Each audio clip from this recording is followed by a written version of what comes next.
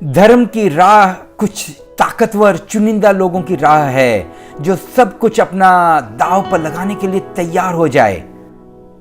हर किसी के बस की बात नहीं, ये दुस्साहस है, क्योंकि इस राह पर मंजिल उसी को मिलती है जो स्वयं को मिटाने के लिए तैयार हो।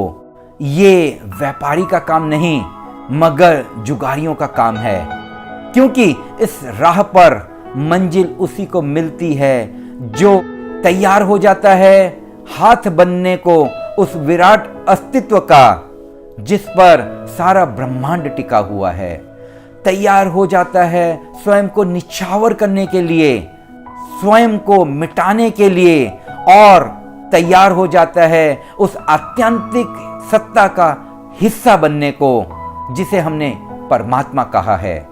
अगर बूंद को सागर में मिलना है तो उसका मिटना जरूरी है, तभी तो वो सागर कहलाएगी। बूंद अपने आप को अलग जानकर सागर नहीं कहला सकती।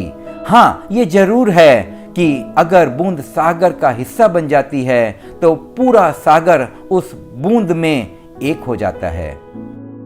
धर्म की राह उन लोगों के लिए है जो प्रेम का गीत गुनगुनाना और प्रेम का तराना गाना चाहते हैं।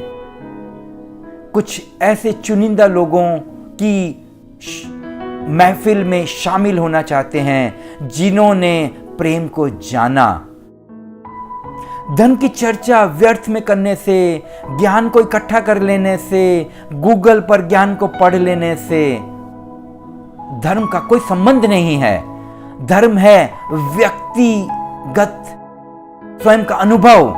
जब तक कोई स्वयं के भीतर उतरता नहीं तो सारा धर्म की चर्चा व्यर्थ है। कोई जो रस पारखी है, जो रसिक है, जो रसज है, वही धर्म को जान सकता है। बहुत नुक्स निकालते हैं वो इस कदर हम में, जैसे खुदा चाहिए था उन्हें और हम इंसान निकले। जब तक हम स्वयं को नहीं जानते तब तक हम दूसरे को भी नहीं जानते, क्योंकि स्वयं को हम शरीर मानकर जीने से हम दूसरे को भी शरीर मानते हैं और चैतन्य की अनुभूति होती ही नहीं, और इसी में हमारी व्यर्थ की ऊर्जा व्यय होती है। हमारी ऊर्जा, चाहे वो राजनीति हो, चाहे वो व्यर्थ की चर्चाएं हो, विवाद हो, अनिवार्य रूपेण उसमें व्यर्थ होती रहती है। हमारी ऊर्जा व्यर्थ होती है झगड़ों फिसादों में। धर्म का अनुभव तो तभी संभव है जब यही ऊर्जा का हम संरक्षण कर सकें और यही ऊर्जा को बचाकर स्वयं पर इस्तेमाल कर सकें। जब ये सारी ऊर्जा हमारे स्वयं पर गिरती है तभी भीतरी रूपांतरण संभव है, वरना जो भी हम बातें कर रहे हैं वो मन के दायरे में मन की चालबाजी ही है। क्या आपने सोचा है कि आप ध्यान में प्रवेश क्यों नहीं कर पाते? कारण है कि ध्यान के लिए जो ऊर्जा चाहिए वो ऊर्जा हमारे पास होती ही नहीं। हम उलझे रहते हैं व्यर्थ असार्थक बातों में। ध्यान के लिए जो पर्याप्त ऊर्जा हमें चाहिए वो दिन के अंत में हम यूं ही व्यय कर देते हैं।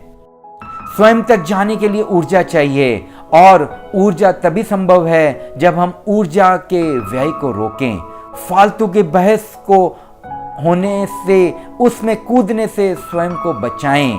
आंखों से जो हमारी ऊर्जा बह रही है, मुंह से हम व्यर्थ बोलते हैं और इंद्रियों का हम जो असंगत उपयोग करते हैं उसी से ऊर्जा हमारी व्यय होती है। ऊर्जा के महत्व को जान लेने से और उसी ऊर्जा का इस्तेमाल स्वयं के रूपांतरण के लिए इस्तेमाल कर लेने से हम वो ना रहेंगे जो अभी हम हैं। व्यर्थ को खो लेने से ही हीरा हाथ हमारे लगता है। वो हीरा सदा से ही हमारे पास है, कहीं दूर जाने की जरूरत नहीं, मगर ढका हुआ है अभी व्यर्थ से, कूड़े करकट से। उस कूड़े करकट को हटाना अनिवार्य है, तभी हम उस सत्य की अनुभूति कर सकते हैं जो सदा से ही हमारे पास है। हम उसे पकड़े हुए हैं जो व्यर्थ है। नासमझी है ये हमारी, समझदारी तो उसी में है कि हम उस हीरे को मौत के पहले पा लें, क्योंकि अगर हमने उसे पाया नहीं तो मौत उसे छीन ही लेगी हमसे बिना पूछे। मैं कौन हूं का जवाब भीतर जाने से ही मिलेगा, ध्यान के द्वारा, और जो जवाब भी है वह भी लाजवाब है। कुदरत के नजारे आफताब हैं, इंसान ही खुदा जनाब है। तू ही गुलाम और तू ही जनाब है, कांटा भी तू ही है और तू ही गुलाब है।